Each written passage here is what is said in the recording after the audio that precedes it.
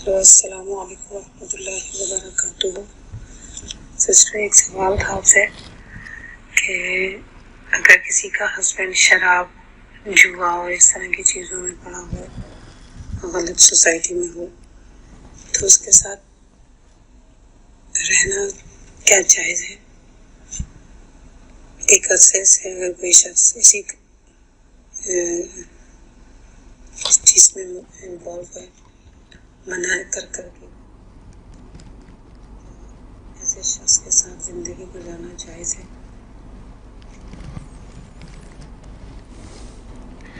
جی السلام علیکم ورحمۃ اللہ وبرکاتہ۔ اللہ تعالی ہم سب کو ہدایت عطا فرمائے اور اللہ تعالی ہماری زندگی، دنیا اور آخرت کے تمام مسائل حل فرمائے۔ لیکن جب تک کہ خامد بیوی کی طرف سے واضح کوئی کفر نہیں ہوتا ہے، اس وقت تک نکاح تو ختم نہیں ہوتا ہے۔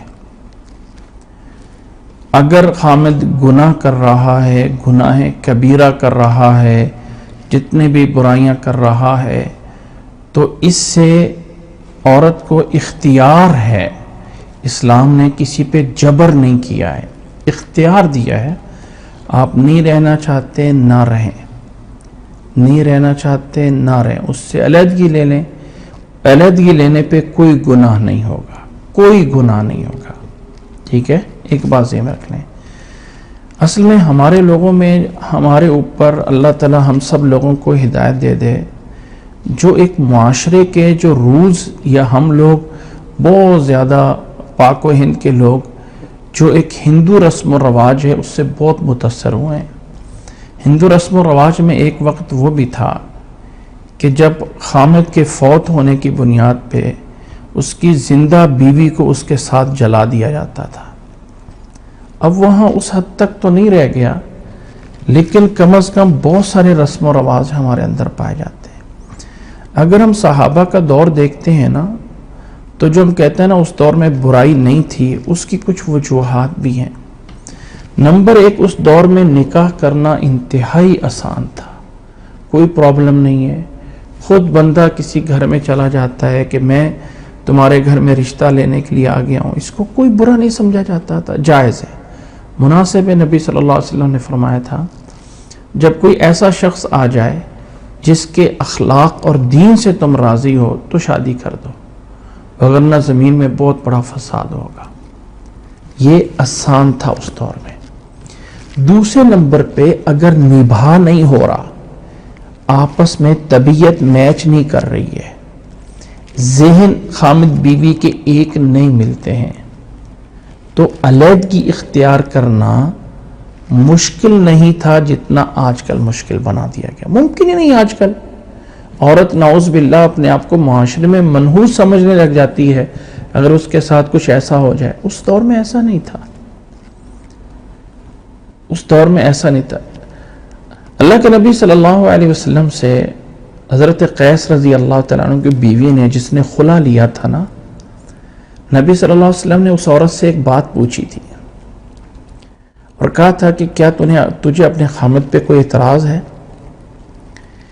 کہنے لگی اللہ کے نبی صلی اللہ علیہ وسلم، میں نہ اس کے الفاظ ہیں، نہ اس کے اخلاق پہ اور نہ ہی اس کے دین پہ کوئی اعتراض نہیں کرتی ہوں۔ اخلاق میں بہت اچھا ہے، دین میں بہت اچھا ہے، دیانت داری میں دین کو پورا کرنے بہت اچھا ہے، لیکن صرف مجھے پسند نہیں ہے۔ تو اللہ کے نبی نے اگلا سوال نہیں کیا کہ تم کون ہوتی ہو جو تجھے پسند نہیں ہے، اب طلاق لوگی تو یہ گناہ ہوگا، وہ کچھ بھی نہیں۔ اللہ کے نبی صلی اللہ علیہ وسلم نے خلا کرا دی، خلا کرا دیا تھا، کچھ نہیں پوچھا کہ کیوں کر رہی ہو یا گناہ ہوگا، نہیں۔ ہمارا ایک حدیث چلتی ہے، ابغض الحلال الی اللہ الطلاق، حلال چیزوں میں جو اللہ کو بری لگتی ہے، حلال چیزوں میں سے وہ طلاق ہے۔ حالانکہ یہ حدیث صحیح نہیں ہے، یہ ضعیف حدیث ہے۔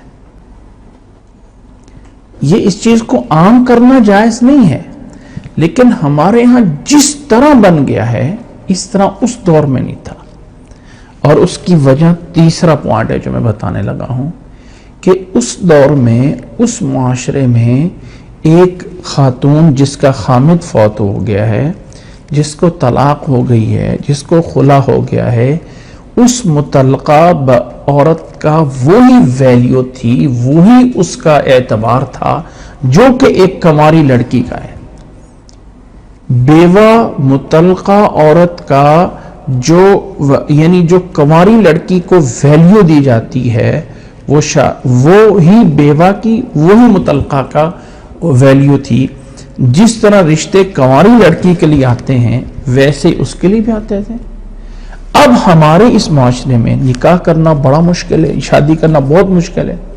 شادی ہو گئی تو آپس میں ساری زندگی مرتے رہیں گے، کٹتے رہیں گے، جدا ہونا بہت بڑا مشکل کام ہے۔ اور اللہ نہ کرے جدا ہو گئے تو اس معاشرے میں دوبارہ سے سیٹل ہونا اس سے بڑا مشکل کام ہے۔ یہ وہ بنیادی وجوہات ہیں جس کی وجہ سے ہمارے ہاں برائیاں ہیں۔ تو اسلام تو ہمیں اجازت دیتا ہے، لیکن اب ظاہر ہے کہ اتنا قدم اٹھانا کوئی آسان کام تو نہیں ہے۔ جب بچے ہوں، سب کچھ ہوں، تو اللہ تعالیٰ سے دعا کی جا سکتی ہے، لیکن جہاں تک مسئلے کی بات ہے تو جب تک واضح کفر نہیں ہوتا ہے اس وقت تک جو ہے خامد بیوی کے رشتے میں آٹومیٹک خود بخود کوئی طلاق یا کوئی جدائی نہیں ہوتی ہے۔ باقی دیکھیں، اللہ نے موسیٰ کو فرعون کی طرف بھیجا تھا نا، تو فرعون رب کا بڑا دشمن تھا اور موسیٰ بڑا جلمبر تھا، لیکن اللہ نے پھر بھی کہا تھا موسیٰ سے علیہ السلام وَقُولَا لَهُ قَوْلًا لَيِّنًا کہ اے موسیٰ فرعون کے پاس جا کے نرمی سے بات کرنا، کہ اے موسیٰ اللہ اکبر جا کے نرمی سے بات کرنا، شاید کہ کوئی فرعون کو کوئی بات سمجھ آ جائے۔ تو اگر بیوی بھی ذرا اپنے آپ کو ادفع باللتی ہی احسن ایک اچھا اخلاق بدلتے ہوئے ایک اچھے انداز سے خامد کو سمجھانا شروع کر دیں، تو میرا خیال ہے کہ ایک دن پتھر پہ بھی قطرہ قطرہ کرتا گرتا رہے گا تو شاید اس پتھر میں بھی سوراخ ہو جاتا ہے۔ لیکن بہرحال جو مسئلہ ہے وہاں تک یہ ہے کہ اسلامی نقطہ نظر سے جب تک کہ واضح کفر نہ ہو اس وقت تک خامد بیوی کے رشتے کو جدا ہونا یا الگ ہونے کا تصور نہیں ہوتا ہے۔ السلام علیکم ورحمۃ اللہ۔ السلام علیکم، میرا سوال غسل سے ریلیٹڈ تھا کہ آپ نے پہلے لیکچر میں بتایا تھا کہ غسل لیتے وقت ہمیں اپنی پہلے شرمگاہ کو اچھی طریقے سے دھونا ہے، صاف کرنا ہے، تو اور پھر 3 دفعہ کلی کرنی ہے، 3 دفعہ ناک میں پانی لینا ہے، ناک صاف کرنا ہے، اور پھر سارے بدن کو دھونا ہے۔ تو یہی پوچھنا تھا کہ کلی کرنا اور ناک صاف کرنا یہ شرمگاہ دھونے سے پہلے کرنا ہے یا بعد میں؟ جزاکم اللہ خیرن کثیرہ۔ جی السلام علیکم ورحمۃ اللہ۔ یاد رکھ لیں کہ جو وہاں پہ طریقہ بیان کیا گیا ہے سنت سے کہ انسان پہلے اپنی قضاء حاجت سے فارغ ہو جائے، اپنے شرمگاہ وغیرہ کو دھو لے، بلکہ اس حصے پورے کو دھو لے۔ مثال کے طور پہ انسان ناف سے لے کے نیچے تک پورے حصے کو پہلے سے دھو لے۔ اس کے بعد دونوں ہاتھوں کو صابن سے دھونا ہے اور وضو کرنا ہے جیسے وضو کیا جاتا ہے، دونوں ہاتھوں کو دھونا ہے، کولی کرنی ہے اچھی طرح، ناک میں پانی ڈالنا ہے اچھی طرح۔ اس کے بعد چہرے دھونا ہے جیسے وضو میں کرتے ہیں، پھر وضو میں جیسے بازو دھوتے ہیں ویسے دھونے ہیں۔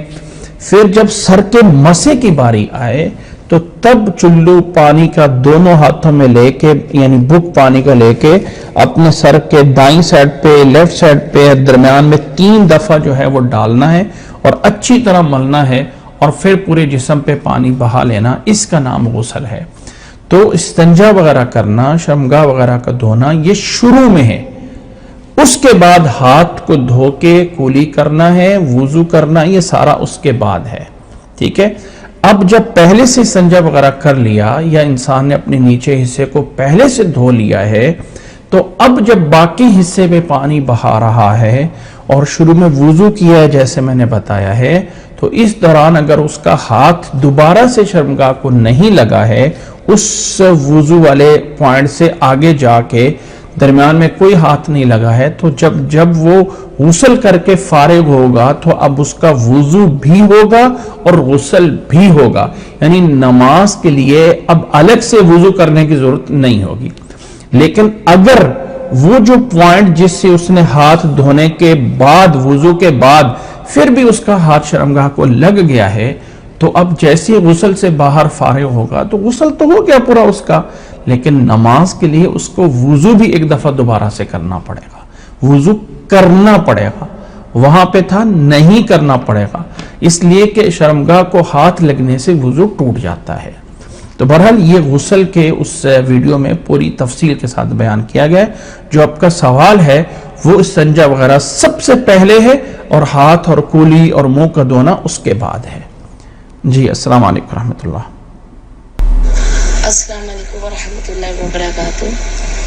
سازا مجھے یہ آپ سے سوال کرنا ہے کہ میں پوری نماز کھڑے ہو کر پڑھتی ہوں، صرف سجدہ کرسی پہ بیٹھ کے کرتی ہوں کیونکہ میری ٹانگ ٹوٹی ہوئی ہے نا، تو آپ کی میں نے سنا تھا کہ پوری نماز یا تو بیٹھ کے پڑھیں یا کھڑے ہو کر پڑھنی ہے، تو اگر سجدے میں ہم جا ہی نہیں سکتے تو اس صورتحال میں کیا اس طرح نماز ہو جاتی ہے؟ یا تو پہلے میں پوری بیٹھ کے پڑھتی تھی نماز، اب میں جب سے آپ کی ویڈیو دیکھی، میں نے سنی آپ کا لیکچر، تو میں ساری نماز کھڑے ہو کر پڑھتی ہوں، بس سجدہ کرتے وقت کرسی پہ بیٹھتی ہوں کیونکہ میں اپنی ٹانگ کو فولڈ نہیں کر سکتی۔ جی السلام علیکم رحمۃ اللہ۔ جی یہ صحیح ہے، اگر ٹانگ فولڈ نہیں کر سکتے، باقی ساری نماز کھڑے ہو کے پڑھیں اور سجدے میں مجبوراً آپ نہیں کر سکتی ہیں تو اس کو جو ہے وہ آپ کرسی پہ بیٹھ کے کر لیتی ہیں تو جائز ہے۔ میں نے ایسا کبھی نہیں کہا ہے کہ جو ساری نماز یا تو کھڑے ہو کے پڑھی یا ساری نماز بیٹھ کر پڑھیں، میں نے ایسا کبھی نہیں کہا ہے۔ میں نے یہ کہا ہے کہ انسان کو ساری نماز کھڑے ہو کر ہی پڑھنی اصل ہے، اب جتنا اس کی مجبوری ہے وہ اتنا چھوڑے۔ یہ نہیں ہے کہ اب وہ زیادہ سے زیادہ مثلاً یعنی وہ اس کو صرف ایک والا مثلا جیسے سجدہ نہیں کر سکتے تو اب وہ قیام بھی چھوڑ دے، اب وہ رکوع بھی چھوڑ دے، اب وہ ساری چیزیں چھوڑ دے، نہیں، یہ جائز نہیں ہوگا۔ تو جتنا انسان نہیں کر سکتا اتنا رخصت ہے۔ اس کے بارے میں یہاں ایک ویڈیو الگ سے موجود ہے، کرسی پہ نماز پڑھنے کا طریقہ، وہ باقاعدہ ایک الگ سے پورا چیپٹر ریکارڈ کیا ہوا ہے، اس کو بھی آپ سنیں تو انشاءاللہ تعالی آ جائے گی۔ باقی صحیح ہے، آپ کوشش کریں باقی ساری نماز کھڑے ہو کے پڑھیں، جو چیز مجبوراً نہیں ہو سکتی ہے اس چیز میں رخصت ہوگی اور وہ آپ بیٹھ کے کر لیں سجدہ، تو یہ جائز ہوگا، اس میں کوئی حرج نہیں ہے۔ السلام علیکم ورحمۃ اللہ۔ السلام علیکم رحمۃ اللہ وبرکاتہ۔ سر آپ سے کوشچن ہے، وہ یہ کہ سجدہ سہو کرنے کے لیے تشہد سے تحیات پورا پڑھنے کے بعد کرنا ہے یا پھر اس سے پہلے کرنا ہے، دو سجدے کرنے کے بعد، یا پھر اس سلسلے میں بہت کنفیوز ہوں، ذرا پلیز ایک دفعہ بتا دیجیے گا۔ آپ نے شاید پہلے بتایا تھا لیکن میں نے سنا نہیں تھا۔ اور اس کے علاوہ ایک اور ہے کہ اگر ہم نے 4 رکعت پڑھی ہیں اور ہم بھول گئے ہیں اس میں بیچ میں 2 رکعت پڑھنے کے بعد، 2 رکعت تو پڑھ لی لیکن یاد نہیں رہا، تو کیا نماز کو توڑا جا سکتا ہے یا دوبارہ پڑھ سکتے ہیں یا پوری نماز ختم کر کے سیدھا سہو کیا جائے گا؟ پلیز اس کو بالکل تفصیل سے بتا دیجیے گا، جزاک اللہ خیر۔ جی السلام علیکم ورحمۃ اللہ وبرکاتہ۔ نمبر ایک بات سے میں رکھ لیجئے کہ نماز کو توڑنا اور نماز کو رپیٹ کرنا اس کا کوئی تصور نہیں ہے۔ نماز کو توڑنا یا نماز کو رپیٹ کرنا اس کا کوئی تصور نہیں ہے۔ آپ کو نماز جو ہے وہ پوری کرنی ہی کرنی ہے، وہ جو کمی کوتاہی ہے اس کا حل کیا جائے گا۔ پہلے نمبر پہ آپ نے سجدہ سہو کا طریقہ پوچھا ہے، تو سجدہ سہو کے 2 طریقے ہیں۔ یہ سجدہ صاحب کی ویڈیو میں باقاعدہ احادیثیں دکھا کے آپ کو بتایا گیا ہے، اور وہ یہ ہے کہ جب انسان آخری اتحیات میں بیٹھا ہوا ہے، جس میں اتحیات پڑھ لیا، دروشی پڑھ لیا، دعائیں پڑھ لی، اب سلام کا ٹائم آ گیا ہے، تو سلام پھیرے بغیر، ایک طرف دو طرف سلام پھیرے بغیر اللہ اکبر کہہ کے سجدہ صاحب کیا جائے، اور اٹھ کر پھر دونوں طرف سلام پھیر لیا۔ یہ ایک طریقہ، فوری اٹھ کر، سجدے کے بعد اتحیات نہیں ہے دوبارہ سے، سجدہ صاحب کے بعد اتحیات دوبارہ سے نہیں ہے، یہ ایک طریقہ ہے۔ دوسرا طریقہ یہ ہے کہ نماز پڑھے جو پڑھ رہے ہیں اس میں اتحیات، آخری اتحیات پڑھ لیا، دروشی پڑھ لیا، دعائیں پڑھ لی، اب نماز سے سلام بھی پھیر لینا ہے، السلام علیکم ورحمۃ اللہ، السلام علیکم ورحمۃ اللہ۔ سلام پھیرنے کے بعد اب اللہ اکبر کہہ کے 2 سجدے کیے جائیں، اور سجدوں کے بعد پھر سے سلام پھیر لینا، بس۔ یعنی یہ 2 سجدے سلام کے اندر بھی پھیرے جا سکتے ہیں اور سلام کے بعد بھی پھیرے جا سکتے ہیں۔ نبی صلی اللہ علیہ وسلم سے سجدہ صاحب کا یہ طریقہ آیا ہے۔ سجدہ صاحب میں وہی دعا پڑھنی ہے جو نماز میں سجدے میں دعا پڑھی جاتی ہے، اور اس سجدہ صاحب کے بعد الگ سے اتحیات یا درود شریف نہیں ہے، یہ بات ذہن میں رکھ لیجئے، ٹھیک ہے۔ دوسری بات یہ ہے کہ آپ کو نماز میں 4 رکعتوں والی ہے، اس میں آپ 2 رکعتوں کے درمیان بیٹھنا بھول گئے تب بھی سجدہ صاحب ہے۔ رکعتوں میں شک پڑ گیا ہے، 3 پڑھی ہیں، 4 پڑھی ہیں، 2 پڑھی ہیں، 1 پڑھی ہے، اس میں 2 شکلیں ہیں، 2 شکلیں ہیں شک پڑھنے میں۔ ایک یہ کہ آپ کو پتہ ہی نہیں ہے 3 ہیں یا 4 ہیں، پتہ ہی نہیں ہے، اب میری تیسری رکعت ہے یا چوتھی رکعت ہے، مجھے کوئی نہیں پتا۔ تو آپ جب بالکل کوئی پتہ نہیں ہے تو ایسی صورت میں آپ اس کو کم سمجھ لیں، یعنی 2 تو ہیں ہی ہے نا، یا 3 تو ہیں ہی ہے نا، مجھے شک ہوا ہے اب 3 اور 4 میں، 2 تو پیچھے پڑھ چکا ہوں، اب شک ہے کہ پتہ نہیں ہے تیسری ہے یا چوتھی ہے، تو اب اس کو تیسری سمجھ لیں اور چوتھی رکعت ساتھ اور ملا لیں، ٹھیک ہے۔ 2 رکعتوں کی نماز تھی، شک ہے پتہ نہیں 2 ہوئی ہیں یا 1 ہوئی ہے، کوئی پتہ نہیں ہے، تو اب اس کو 1 سمجھ کے 1 اور ساتھ ملا لیں۔ ہمیشہ شک جو ہے وہ 2 رکعتیں میں پڑھتے ہیں نا، یعنی 3 یا 4 ہو گئی ہیں، ٹھیک ہے، اب 2 رکعتیں پڑھنی تو کنفرم ہوگی، اب آگے میں نے 1 پڑھ لی ہے کہ 2 پڑھ لی ہے، 4 رکعتوں والی نماز تھی نا، اتحیات کے بعد پتہ نہیں 1 پڑھ لی ہے 2 پڑھ لی ہے، تو آپ اس کو جو کم والی نا وہ فائنل سمجھ کے اس کے بعد باقی رکھتے اوپر پوری پڑھ لی جائے اور آخر میں سجدہ صاحب کر لیا جائے، یہ ہے ایک طریقہ۔ دوسرا طریقہ یہ ہے کہ آپ کو 3 اور 4 میں شک تو ہو گیا ہے، لیکن ایک سائیڈ پہ گمان بھی موجود ہے کہ میری ہوئی 4 ہی ہیں، لیکن شک کہ کہیں 3 نہ ہو گئی ہوں۔ آپ کو پتا ہے 70% کے 4 ہی ہوئی ہیں، لیکن 30% شک ہے کہ کہیں یہ 3 نہ ہوئی ہوں، تو ایسی صورت میں آپ اس کو 4 سمجھیں، 1 رکعت اور نہ پڑھیں، 4 سمجھیں اور آخر میں سجدہ صاحب کر لیں۔ یہ سجدہ صاحب اس شک کی جگہ پہ اس کو ختم کر دے گا۔ امید ہے کہ یہ ہے طریقہ۔ باقی سجدہ صاحب کی ایک الگ سے پوری ویڈیو آپ لوگوں کو اس کورس میں شیئر کی گئی ہے، آپ اس کو مزید غور سے 2-3 دفعہ دیکھیں گے تو انشاءاللہ تعالی ان تمام مسائل کا اس میں جواب بھی مل جائے گا۔ السلام علیکم ورحمۃ اللہ وبرکاتہ۔ جی اگلا سوال ہے۔ السلام علیکم، میرا آپ سے یہ کوشچن ہے کہ ہم لوگ آؤٹ آف کنٹری رہتے ہیں، تو وہاں پر ہمارے جو انڈینس ہیں ہندو، ان لوگوں سے بہت سے ہم ریلیشنس میں رہتے ہیں، بہت سے لوگ ہمارے فرینڈ ہیں، تو ایز اے فرینڈ پھر وہ لوگ ہمیں اپنے گھر میں انوائٹ کرتے ہیں یا ہمارے گھر بھی آتے ہیں، اور پھر سم ٹائم ایسا ہوتا ہے کہ ان لوگوں کی دیوالی یا پھر ان کا کوئی ہولی یا ان کے کوئی چاند کا کوئی بھی تہوار ایسا ہوتا ہے کہ جس میں وہ بھگوان کو کہتے ہیں جی تھوڑی سی وہ ان کو مٹھائی ان کو پہلے رکھتے ہیں اس کے سامنے، اور جو باقی ہوتی ہے وہ اپنے فرینڈز سرکل کو بھیج دیتے ہیں، جیسے کہ ہمارے پاکستان میں رسم و رواج ہے، وہ بھی پھر ہمارے گھر بھی آتی ہیں، تو کیا ہم وہ مٹھائی کھا سکتے ہیں یا نہیں کھا سکتے، یا ہندوؤں کے گھر سے کھا سکتے ہیں یا نہیں کھا سکتے؟ یہ کوشچن ہے میرا۔ جی السلام علیکم ورحمۃ اللہ وبرکاتہ۔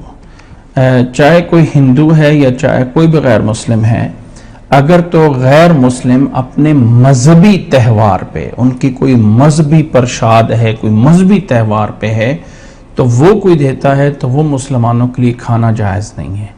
اگر مذہبی تہوار کے علاوہ ویسے کوئی گفٹ دیتا ہے، ویسے کوئی کھانا کھلاتا ہے اور وہ چیز حلال ہے جو کھائی جا رہی ہے، کوئی مثلاً کوئی فروٹ ہے، کوئی بیکری کی ایسی چیز ہے، کوئی مٹھائی ایسی ہے کہ وہ تو مطلب میدے سے، چینی سے، فلاں سے بنائی گئی ہے مٹھائی، جو بھی ہے، تو جو چیز حلال ہے تو وہ کھانا جائز ہے، بشرط یہ ہے کہ وہ ویسے کوئی انوائٹ کر لے، ویسے کوئی دوستوں میں دے دے، جائز ہے۔ لیکن جب مذہبی تہوار آ جاتا ہے نا، مذہب آ جاتا ہے، تو جب آپ کے ہمارے ہاں مذہب میں روزہ ہے، اس کی افطاری ہے، اس کی سحری ہے، تو ہم ان کو اپنی افطاری یا سحری میں بلاتے ہیں؟ نہیں نہ بلاتے۔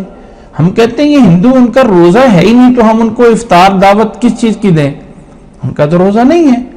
تو ایسے ہی ان کو بھی یہ آپ آسان طریقے سے بتا سکتے ہیں، آسان طریقے سے، کہ جو مذہبی ایونٹ ہے نا، اس کا کھانا ہمارے لیے جائز نہیں ہوتا ہے، آپ ہمیں نہ بھیجیں۔ باقی آپ ویسے ہماری دعوت کر دیں، آپ ہمیں کوئی گفٹ دیتے ہیں، ہم لیکن جائز ہے۔ جس میں مذہب کو کہیں بھی اہمیت دینی ہے تو وہ صرف اسلام ہے۔ امید ہے کہ بات سمجھ آ گئی۔ السلام علیکم ورحمۃ اللہ۔